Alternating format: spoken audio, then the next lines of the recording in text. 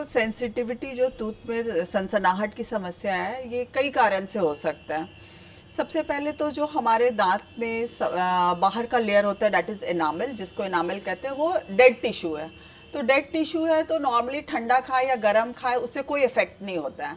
लेकिन due to faulty और aggressive tooth brushing, कई लोग हैं बहुत देर तक ब्रशिंग करते हैं, तो एग्रेसिव ब्रशिंग की वजह से क्या होता है कि एनामल लेयर चला जाता है। अगर इनामल का लेयर हट गया तो डेंटिन आ जाता है, एंड डेंटिन जो है इट्स अ वाइटल टिश्यू, उसमें ब्लड सप्लाई और नर्व सप्लाई दोनों होते हैं। तो because of the blood and nerve supply क्या है, अगर आप कुछ ठंडा खाते हो या गर्म खाते हो तो उससे सेंसिटिविटी की समस्या या समस्या आ जाती है। और ठंड के दिनों में इसका बढ़ने का मेन कारण क्या है कि अगर टेम्परेचर जहाँ चेंजेस ज़्यादा होते हैं ठंड के, इसकी वजह से है। अगर आप कोई गरम रसगुल्ला खाते हो तो उसमें हीट भी है प्लस स्वीट्स भी है, तो दोनों जो है मिलकर काफ़ी इफेक्ट करेगा। या आप आइसक्रीम खा रहे हो, ये सब दांतों में डेंटिन को इफेक्ट करता है, बिकॉज ऑफ विच सेंसिटिविटी की समस्या आती है।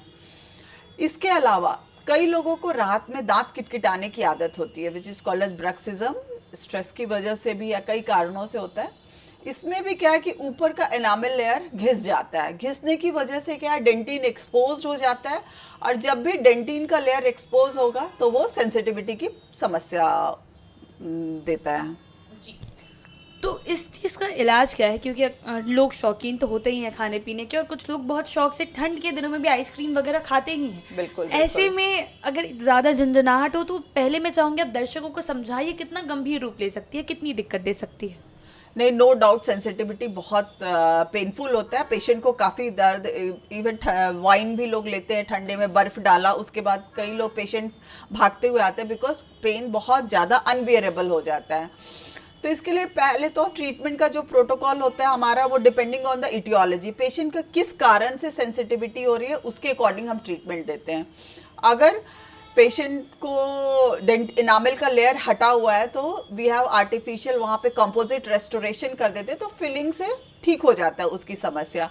अगर ज़्यादा एट्रिजन हुआ है पेशेंट को तो उसमें क्राउन देते हैं। क्राउन देने से क्या है, कवर की तरह काम करता है, डेंटिन का एक्सपोजर नहीं होता है, उससे ये समस्या का समाधान हो जाता है। तीसरी बात, कई पेशेंट को केरीज की वजह से भी होता है सेंसिटिविटी, तो वी चेक कि अगर दांत में कोई कीड़ा तो नहीं लगा हुआ है, अगर कीड़ा है तो कीड़े को भर देते हैं, इससे सेंसिटिविटी खत्म हो जाती है। जी मैम, जैसा कि आपने बताया कि इनामल की जो लेयर है, दांत की प्रोटेक्टिव कवरिंग, गलत तरीके से ब्रश करने की वजह से हट जाती है, तो क्या उसे वापस लाया जा सकता है?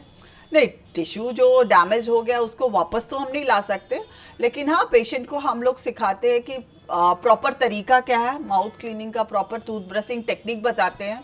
और इसका आर्टिफिशियल ही मेथड है, जो दूसरा रेस्टोरेशन से ही हम रेस्टोर कर पाते हैं। आर्टिफिशियल एनामल बनाते हैं with the help of a composite, जिससे समस्या का समाधान कर सकते हैं। जी। जनरली ब्रशिंग के लिए, जैसा आपने बताया, बहुत लंबे वक्त तक भी अगर ब्रश करें तो इनामल की जो प्रोटेक्टिव लेयर है वो हट सकती है, तो कितने समय तक ब्रश करना चाहिए एक आदमी को? देखो, ब्रशिंग में क्या है कि नंबर ऑफ टाइम जो है वो आप इंक्रीज कर सकते हो, 2 बार करें, 3 बार करें, लेकिन क्या है कि टेक्निक इज वेरी इंपॉर्टेंट।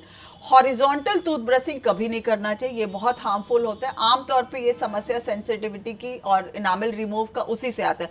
कई लोगों को क्या होता है कि अपने दांत अगर ब्राउन या येलो है वो अच्छे नहीं लगते, तो जे जस्ट वांट कि दांत साफ दिखे, उजले दिखे, तो instead of going for a bleaching and tooth cleaning, वो दांतों को ब्रश काफ़ी देर तक करते हैं, जिसकी वजह से ब्रशिंग ज़्यादा देर से करने से दांत के एनामल के लेयर चले जाते हैं। सो मोर इम्पॉर्टेंट इज कि आप ब्रश प्रॉपर तरीके से करो, और 2 टाइम ब्रश करिए, सुबह करिए और रात में करिए, और ज़्यादा देर तक ब्रश नहीं करना। और टंग को घुमा के एटलीस्ट यू कैन फील कि दांतों का लेयर चला गया है कि नहीं, गंदगी गई है कि नहीं गई है। जी।